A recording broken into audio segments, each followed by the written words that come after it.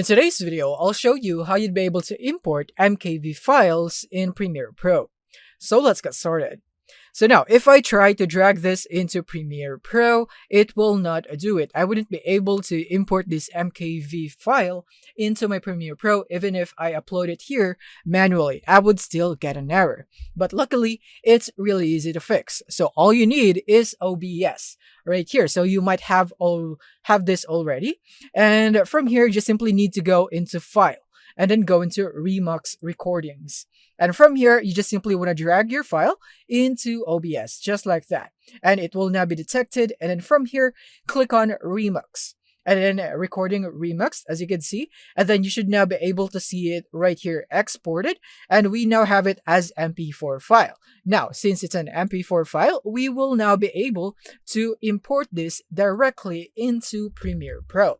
So now let's drag it and import to Premiere Pro, and here it is. We have now successfully imported this into Premiere Pro, and that's how you do it. Thank you for watching and see you in the next one.